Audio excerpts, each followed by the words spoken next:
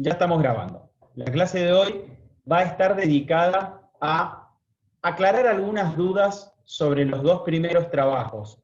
Mi intención, nuestra intención, porque estamos avanzando con la profe de Natalia de cuarto tercera, nuestra intención es seguir avanzando con temas, pero se dan dos situaciones. Por un lado, hay muy poca cantidad de trabajos entregados, muy poca. Yo me animaría a decir que menos de un tercio de los estudiantes de ambos cursos ha hecho una entrega, por lo menos una entrega. Ahora, quienes han entregado dos, o sea, los dos trabajitos, son 4 personas. Poquísimo, poquísimo, 5 personas. Y haciendo las correcciones, me encontré con que había varias dudas en relación al primer trabajo, aunque en mayor medida se ha entendido, pero en particular en el segundo trabajo. Entonces, yo quiero aclarar algo en relación al primer trabajo. El primer trabajo, y ustedes van a ir acá. El primer trabajo tienen mucho material subido al aula virtual. Van a ir abajo de todo, y aquí están las características del texto argumentativo. Volvemos a insistir con lo mismo. Cuando hablamos de texto argumentativo nos estamos refiriendo a un texto que tiene la intención de convencer a otra persona. A cualquiera, a quien los esté leyendo, a quien los esté escuchando. La intención que tienen ustedes es: ¿por qué es más rico el helado de dulce de leche con dulce de leche que dulce de leche granizado? Bueno, convénceme.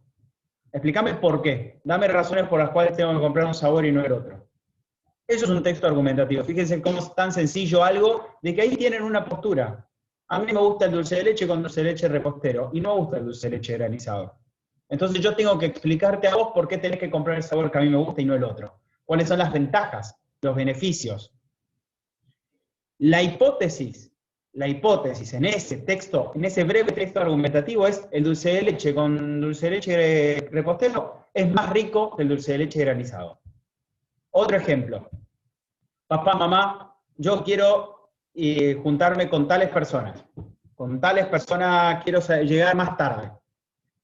Bueno, ¿cómo haces para convencer a papá o a mamá de eso? Ahí tenemos que diferenciar las dos partes importantes del texto argumentativo. Una es la hipótesis. Por lo general, en el texto argumentativo, la hipótesis va en la introducción. La hipótesis es la postura personal que ustedes quieren defender, la opinión, la tesis, también se le dice. Eso es el posicionamiento que ustedes toman ante una situación determinada. La Tierra para mí no es plana. Ese es un posicionamiento que ustedes están tomando. Ahora, yo puedo decir cualquier barbaridad. Yo puedo sostener, por ejemplo, que la Tierra es el centro del universo. Yo puedo sostener esa hipótesis. Lo importante no es la hipótesis. Lo importante es cómo ustedes la defienden, cómo ustedes la justifican, cómo ustedes tratan de convencer a esa persona que las está escuchando, que los está escuchando. Lo hacen a través de los argumentos. Y ahí empieza la parte rica del texto. Mamá, papá, quiero volver tarde. Bueno, ¿pero por qué? Y porque sí, no van a convencer a nadie de esa manera. El dulce de leche con dulce de leche repostero es más rico que el dulce de leche granizado. ¿Por qué? Y porque, te lo digo yo, no van a convencer a nadie. Esa es una falacia. ¿Sí? Esa es una falacia de autoridad. Como te lo digo yo, mi palabra pesa más que la tuya. No alcanza, no sirve, no van a convencer a nadie. Así que, en los apuntes, acá van a tener varios tipos de argumentos. Para convencer a una persona sobre un tema profundo, yo he leído textos de ustedes sumamente interesantes. Se han ido a abordar cuestiones que a mí ni se me hubiesen ocurrido debatir. Bueno, y han pensado distintas argumentaciones. Una de ellas son los ejemplos. Si yo estoy hablando de un tema, por ejemplo, yo estoy hablando de, no sé, la Tierra es el centro del universo, y yo les quiero ejemplificar, les puedo decir: y fíjense cómo la Luna va teniendo sombras solamente por la Tierra. Ese es un ejemplo perdón, ese es un, sí, valga la redundancia, es un ejemplo de ejemplificación. Otro, comparación. La Tierra es el centro. Y podemos comparar, por ejemplo, ¿qué sucede con los planetas? El Sol también gira alrededor de la Tierra. Ese es otro ejemplo que podríamos utilizar. No somos nosotros los que giramos alrededor del Sol. La idea de la comparación es confrontar dos elementos para poder defender el nuestro. Enumeración. Enumeramos datos, elementos que nos permiten a nosotros reforzar un caso. ¿Sí?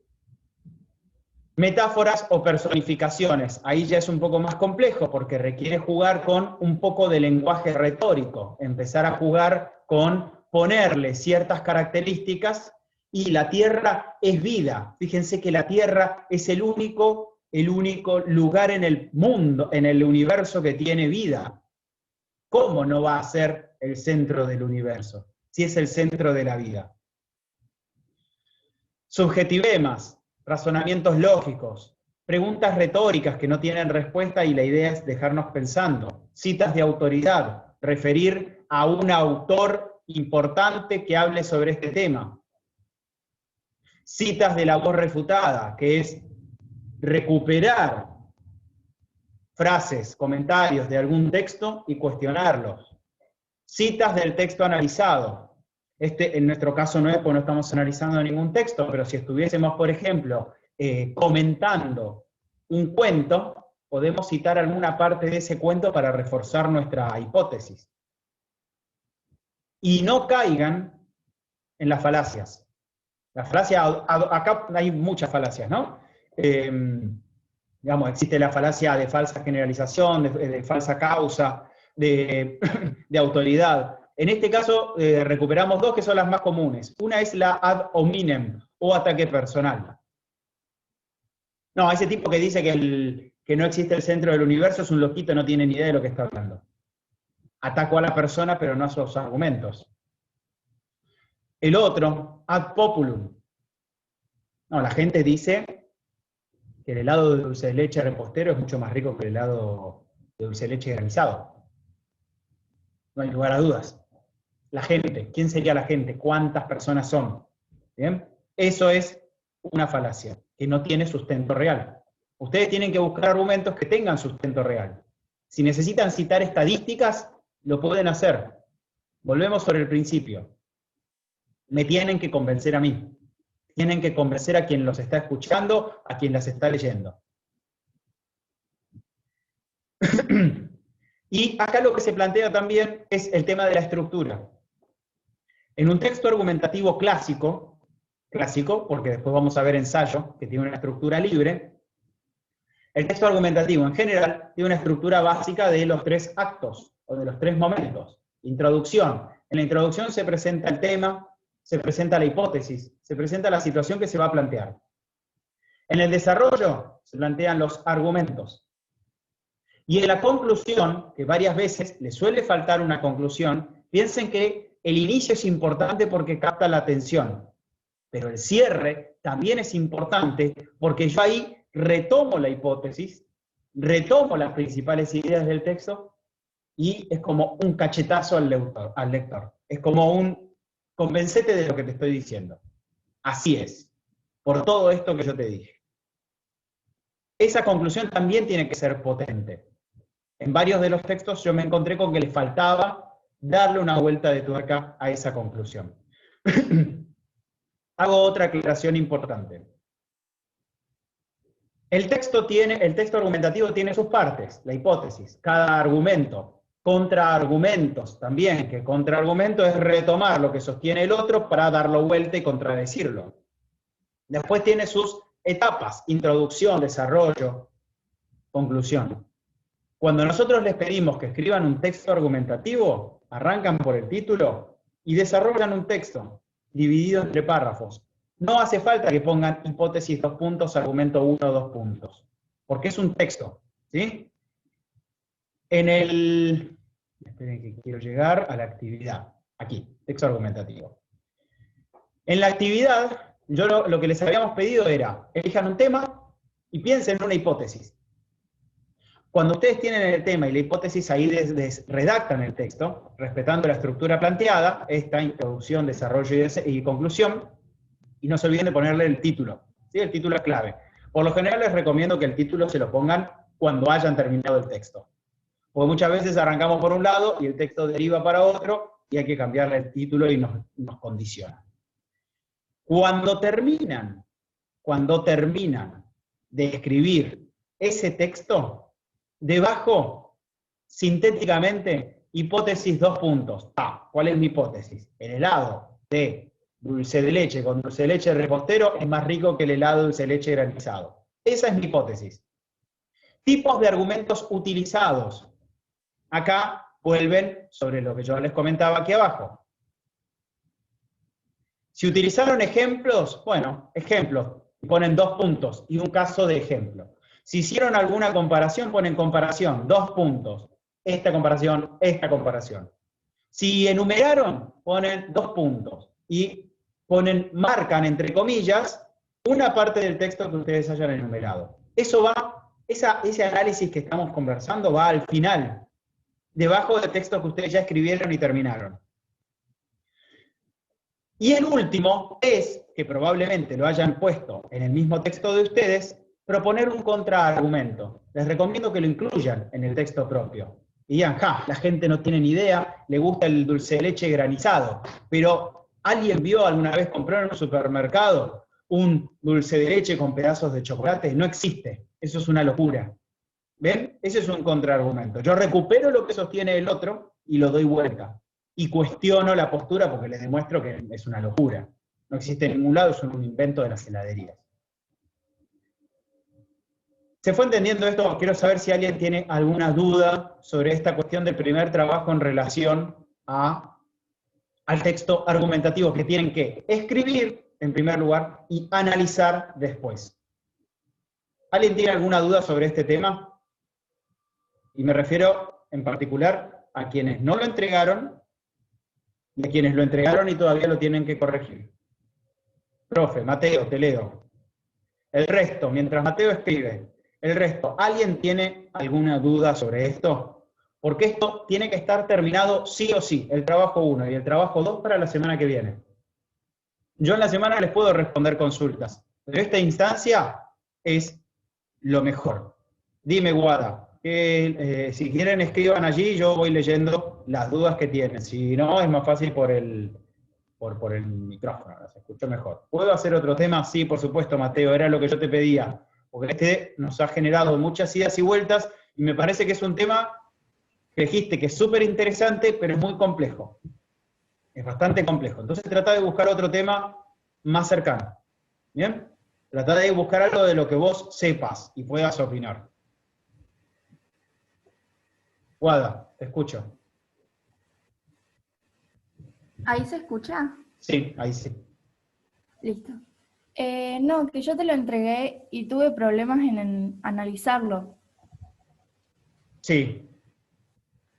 Y me dijiste que lo íbamos a ver en clase porque la verdad no me quedó claro. A ver, dame un segundo que lo voy a abrir. A ver.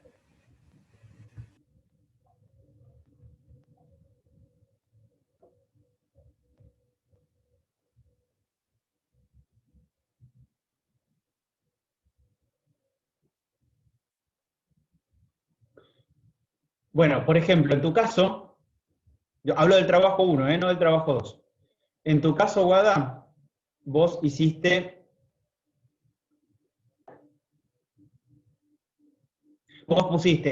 tu texto fue escrito de una manera particular, porque pusiste argumento 2 puntos.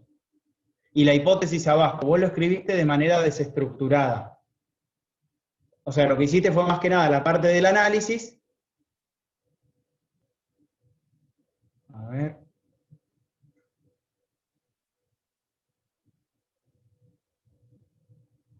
Claro, a vos te quedó medio pendiente la parte del análisis, porque vos lo hiciste, digamos, al revés. Recuerden esto último que yo les decía. El texto que vaya todo escrito como si fuese cualquier texto, como un texto periodístico, una nota, una columna de opinión, un cuento, que yo arranco a hablar sobre el tema, lo presento, planteo mi postura y después desarrollo los argumentos, incluyo algún contraargumento, pero la hipótesis va al principio. ¿Sí? Eso en primer lugar. Y después vos entregaste el otro, lo de la coherencia y cohesión. Sobre esa parte todavía no llegamos, ¿eh? Ahora la vamos a ver en un ratito. Ah, ok. ¿Sí? Ok. A esa todavía no llegamos. Pero sí quería recuperar esta cuestión. ¿Se entendió? Sí. ¿Muy bien? Bien, Sí, perfecto. sí. Bueno, a ver, vos preguntabas ahí, Mateo, sobre el tema de las pirámides. Ustedes tienen que elegir un tema sobre el cual puedan plantear una opinión. Vos tenés que pensar cuál es tu opinión, sobre qué estás discutiendo, qué estás sosteniendo. ¿Cuál sería tu opinión en relación a las pirámides? No sé, no tengo ni idea por dónde lo podés llevar. Si las pirámides fueron hechas por extraterrestres, sería la única que se me ocurra. No sé por dónde lo querés llevar. Decime cuál sería tu hipótesis en relación a ese tema. Y te digo a ver si podés llevar por ahí un texto argumentativo, porque el que vos planteaste, la hipótesis no quedaba clara. Bueno, otra cuestión que yo les voy a pedir, que es importante. Gente, están en cuarto año y para mí hay algo que es fundamental. Estamos en el área de lengua y literatura. El mundo está hecho de textos. ¿Sí? Todos escribimos textos, todos hablamos sobre temas distintos. Hay gente que se dedica y se especializa a investigar determinados temas y habla sobre esos temas y nos sirve a nosotros de cita, de referencias. Así que, si ustedes quieren hablar sobre un tema y quieren utilizar a alguna persona especialista sobre ese tema, tienen dos opciones. Copian y pegan y lo hacen pasar por texto propio, como si yo lo hubiese escrito, pero lo escribió otra persona. Eso se llama plagio. El plagio es robarle el texto a otro y hacerlo pasar por mí mismo. Hoy en día con Internet es muy fácil darse cuenta si estoy haciendo eso. Es muy sencillo. Yo me he encontrado con varios trabajos que sucede eso. Si ustedes quieren tomar de referencia eso otro, se menciona la fuente y se menciona de dónde se sacó esa información. Y se dice de tal medio de comunicación, tal escritor, etcétera, etcétera. ¿Sí? Eso me parece que es clave. Punto 2 sobre este tema. El texto argumentativo es un texto personal, porque es una opinión personal, es un punto de vista personal, es un posicionamiento que tiene cada uno y cada una de ustedes. Entonces, si ustedes expresan lo que quieren decir con la voz de otro, no son ustedes quienes hablan, sino que es otra persona. O sea, en este texto o en los textos que vengan, yo lo que les pido es que si van a citar, mencionen de dónde está proveniendo. Pero esos textos copiados y pegados de afuera no pueden ser la mayoría del trabajo de ustedes. Porque entonces no están aprendiendo a escribir los textos. Están aprendiendo a buscar información en Internet y a pegarla en un trabajo. Eso para mí no es ningún tipo de aprendizaje. No están aprendiendo nada. Porque eso ya lo saben hacer perfectamente, ustedes prácticamente han crecido con estas tecnologías, entonces saben buscar, saben manejar Internet, saben copiar y pegar, y con eso más o menos andan bien. ¿Sí? En esto no voy a ser flexible. Copiar y pegar, punto 1, citan, mencionan de dónde proviene. Punto 2, que no sea todo copiar y pegar, porque el trabajo es de ustedes, no es de la persona que lo hizo antes. Bien. Si no hay más dudas, Mateo, yo no te estoy leyendo cuál es tu hipótesis sobre el tema, para poderte ayudar. No sé si has pensado en alguna. Mientras, sigo yo con el segundo trabajo. Y con este hubo más confusiones, errores, dudas. Bien, vamos a... un segundito. Bueno, primero, Si ustedes tienen dudas sobre la parte de coherencia y cohesión, si tienen dudas sobre la parte de la coherencia y la cohesión, no es lo mismo. La coherencia es la vinculación que existe entre el título del texto, el tema que propone, la hipótesis que ustedes sostienen, por ejemplo, las ideas principales de cada texto. Si tienen un hilo conductor entre esos elementos, el texto tiene coherencia. Hay una conexión entre párrafo y párrafo, y hay una conexión entre el tema o la idea principal de cada párrafo. Y a su vez todos esos párrafos refieren al mismo tema general del texto. Allí hay coherencia. Si ustedes arrancan hablando del helado de dulce de leche con dulce de leche repostero, de golpe pasan a que la Tierra es el centro del universo, y finalmente llegan a hablar de por qué Messi es el mejor jugador del mundo en la actualidad, ese texto no tiene coherencia. Eso es algo clave que ustedes tienen que tener presente. Yo lo estoy sintetizando, ¿sí? Para eso, si tienen dudas, tienen dos elementos. Uno, la clase.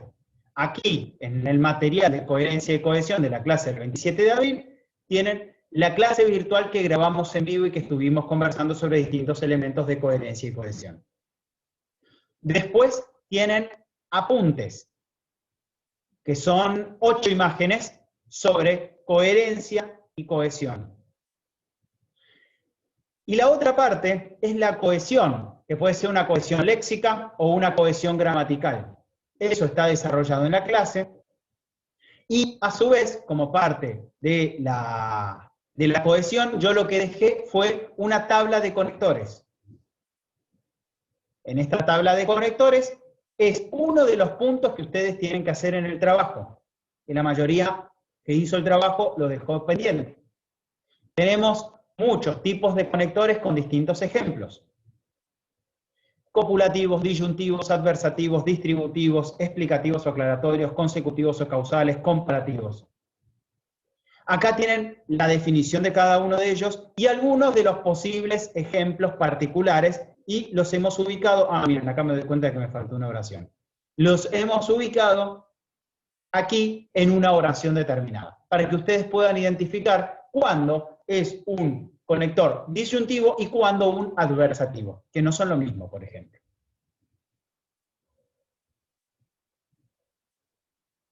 En los apuntes también se desarrollan los distintos conectores. En realidad también se desarrollan los distintos elementos de cohesión, la cohesión léxica, la cohesión gramatical. ¿Hay alguna duda? Porque nosotros lo que estamos pidiendo... no puedo abrir el trabajito, acá está. Nosotros lo que estamos pidiendo aquí, en la cohesión léxica, son elipsis. Y algunas me preguntaban, bueno, profe, ¿cómo hago yo para marcar la elipsis en el trabajo? Vamos a ir acá. Esperen que no se ve. Este es el texto que nosotros estuvimos conversando en las clases pasadas sobre el terraplanismo. Miren, yo voy a leerle los dos primeros párrafos. La Tierra es plana, la gravedad no existe. Vivimos en una especie de mesa cubierta por una bóveda celestial que tiene un sol y unas estrellas flotando muy cerca. Hay un polo en el centro y el resto de los continentes están esparcidos a su alrededor. Y al final de todo hay unos confines que están cubiertos por una gran muralla de hielo. Y más allá, bestias gigantes y plantas extrañas. No es un texto del siglo XV. Es el resumen de la teoría que defienden miles, sí, en serio, miles de personas a través de sus grupos en redes sociales y en sus canales de YouTube. Aquí tenemos una elipsis. ¿Alguien la pudo identificar? Está en este párrafo. Vayan pensando en un ejemplo de elipsis. ¿Qué era elipsis? Elipsis es cuando omito información porque ya la mencioné antes y no hace falta que la vuelva a repetir. Ahora, ¿cómo hago para marcarla en un texto si no existe? Qué buena pregunta. Bueno, se puede utilizar un paréntesis. Yo agrego un paréntesis y marco aquí lo que podría estar diciendo. ¿Alguien la encontró?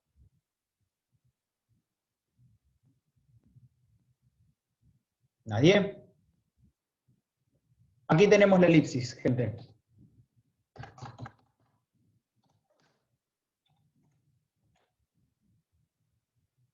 Y me la marcan para que yo me dé cuenta. Elipsis, aquí, ¿de qué resumen está hablando? Está refiriéndose a lo anterior. Entonces yo acá podría poner, por ejemplo, lo anterior. Es el resumen de la teoría que defienden Miles. La elipsis omite información para que no se repita. Ese es un ejemplo de elipsis. Después, ustedes han, cuando tuvieron que buscar sinónimos, es decir, palabras que se escriben distinto y quieren decir lo mismo, o antónimos, es decir, palabras que se escriben distinto y son opuestas. En esa parte en general les ha ido muy bien, pero traten de marcarme, no me marquen 500 palabras, porque por lo general no hay muchos sinónimos ni tampoco hay muchos antónimos. Traten de marcarme en algún que otro párrafo pares de sinónimos o pares de antónimos. Palabras que son claramente opuestas. A ver.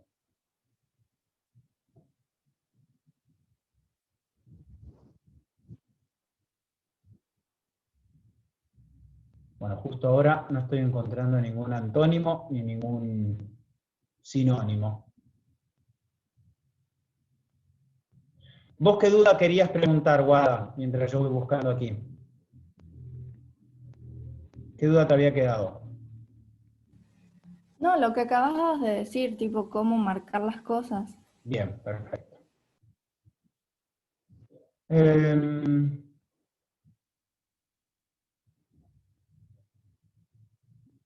Bueno, miren, palabras generalizadoras.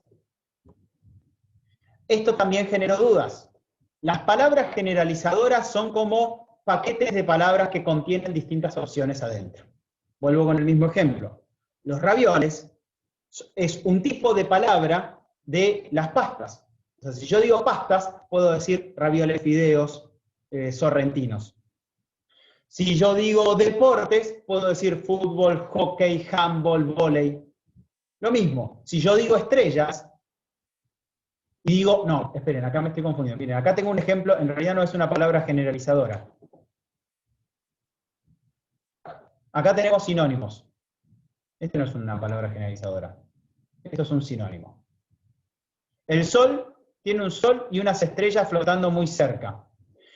En ese momento, cuando escriben en el siglo XV, había una confusión, pero nosotros hoy sabemos que el sol es una estrella. Así que si nosotros hablamos de soles, estamos hablando de estrellas. Por lo tanto, puede ser contemplado un sinónimo. Quiero ver si encuentro alguna palabra generalizadora.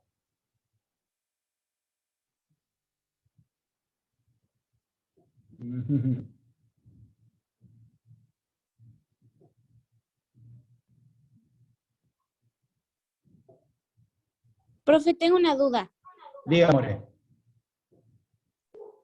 Mis palabras generalizadoras va como que todo, las personas, tipo astronautas, humanos, gente, y eso. Vos marcaste muchas palabras generalizadoras. Por lo general un texto no tiene esa cantidad. Una palabra generalizadora sería, por ejemplo, bueno, los niños pequeños, los jóvenes, los adultos mayores, en fin, todas las personas están de acuerdo con esta idea. Allí, personas es la palabra generalizadora de ¿qué? De niños pequeños, de jóvenes, de adultos. ¿Sí? O sea, como que personas contiene a distintos ejemplos de personas. O seres humanos. Personas y seres humanos son sinónimos. Pero personas es una palabra generalizadora para decir niños, adolescentes, jóvenes, adultos, adultos mayores. ¿Se entiende la diferencia que estamos marcando acá?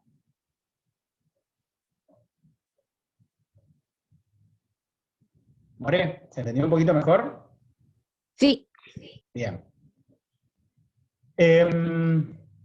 A ver, quiero buscar. Después lo que pedimos son, bueno, antónimos, elipsis, ya lo vimos, sinónimos, palabras generalizadoras. Cohesión gramatical, pronominalización. En la parte de pronominalización, esa es la parte un poco más complicada, porque son pronombres, y esto aclaro, cuando hablamos de pronombres personales, pronombres posesivos, pronombres indicativos. No estamos hablando de sustantivos ni verbos, así que no marquen, cuando hablan de pronombres, no marquen ni sustantivos ni verbos. Los pronombres personales, los pronombres en la pronominalización permite evitar volver a repetir algo que nosotros ya mencionamos. Vamos a tratar de buscar alguno aquí.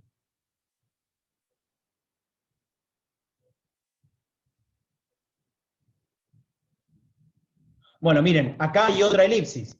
Se define como un investigador de las teorías conspirativas y desde 2016 comenzó a interesarse en el terraplanismo y ahora lo defiende cada vez que puede. No, esto es un ejemplo de pronominalización, miren. Porque la pronominalización también es una elipsis. Y ahora lo defiende. ¿Qué sería lo? Acá tenemos otro ejemplo. Lo, que es un pronombre, se está refiriendo al terraplanismo. Para no repetir, y ahora defiende el terraplanismo, dicen, y ahora lo defiende.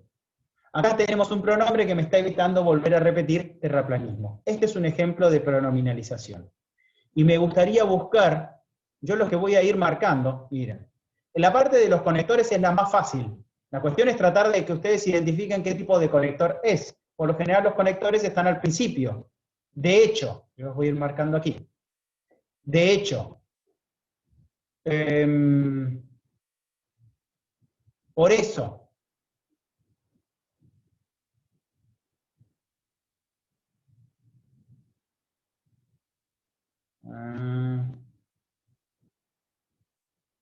claro, pero,